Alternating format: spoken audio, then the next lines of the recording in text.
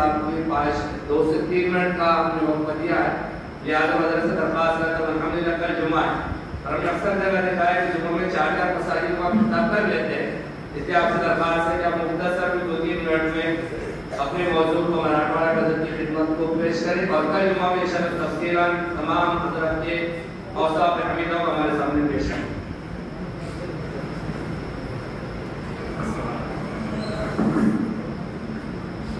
السلام علیکم۔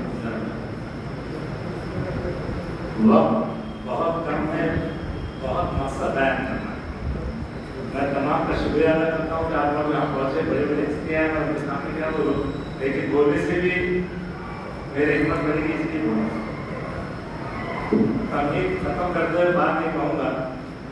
کہ محترم دوستوں، مولانا نصیب صاحب بھٹائی نہ آنے کی وجہ سے حضرت نے کہا کہ ان کا قربان تھا کہ مراٹھواڑہ میں مولانا کی خدمت، تو میں اس بات کا گواہ ہوں بداخل کہ مولانا کہتے تھے مولانا نے مجھے کئی مرتبہ کہا کہ گھنٹے کے پہاڑ کے اوپر چڑھا تو تم نے جتنے زیادہ گاؤں بتائے کسی نے نہیں بتایا، یہاں بیٹھ کر اور انہوں نے جو خدمت کی مراٹھواڑہ کی، تو سب سے پہلے ہمارے پہاڑ کے نیچے حمایتی ہے، اس کے اوپر نانیگاہ ہے، اس کے اوپر انوا ہے، اس کے اوپر سیلور ہے، اس کے بعد احمد نگر ہے، پادری ہے اور کئی مدارس ہیں اور مساجد 7,000 سے کم مولانا نے نہیں بنائے۔ میں پرسوں مولانا حضرت کو ملنے کو گیا تو مولانا نے الحمدللہ کئی لوگوں سے ملاقات کی۔ ہم جب بیٹھے مہمان خانے میں تو کشمیر کے لوگ یعنی اوپر اور نیچے تمل ناڈو کے اور بیچ میں سیلور کا میں بھی تھا، تو سب سے مولانا ملے اور مجھے خاص طور پر آدھا گھنٹہ کم سے کم قریب بٹھایا اور مقصد یہ تھا میرا بولنے کا کہ مولانا کی خاندان، مولانا کا ونش، مولانا کی وارث تو یہاں موجود ہے، میں نے ان سے اکیلے بھی کہا اور سب کے سامنے میں صرف یہ گزارش کروں گا کہ ایسے لوگ صدیوں میں پیدا ہوتے ہیں جو مولانا پیدا ہوتے ہیں، صدیوں میں۔ اور میرا دل بار بار یہ کہہ رہا ہے کہ ہندوستان میں 3-4 خاندان ایسے جنہوں نے پورے ہندوستان کو دین کا علم سے نوازا،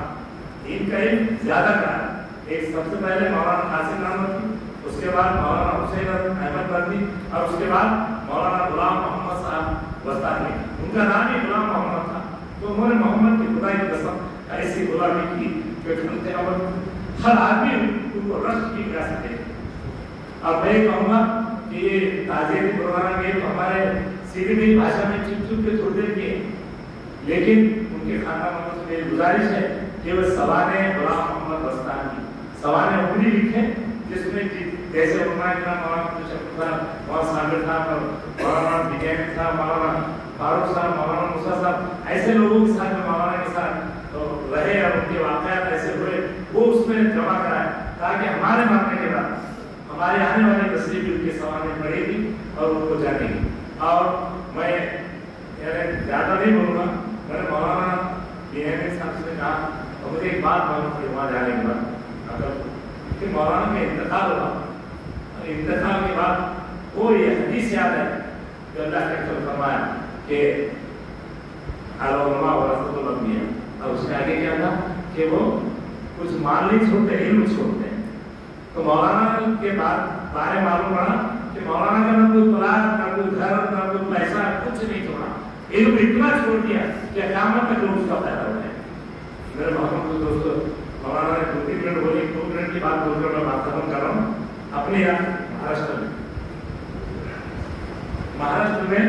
بمبئی ایک علاقہ ہے اور بمبئی میں ماہی میں ایک علاقہ ہے، میں ہمیشہ جاتا ہے تو ہفتے میں ایک بار میرا دورہ ہوتا ہے، تو ماہی میں ایک مخدوم علی شاہ ان کا نام،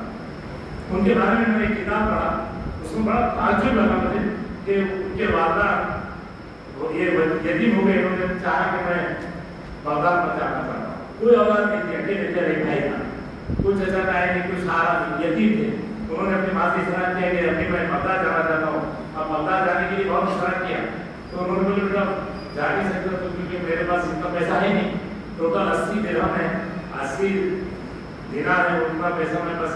40 بھائی کے 40 تھے۔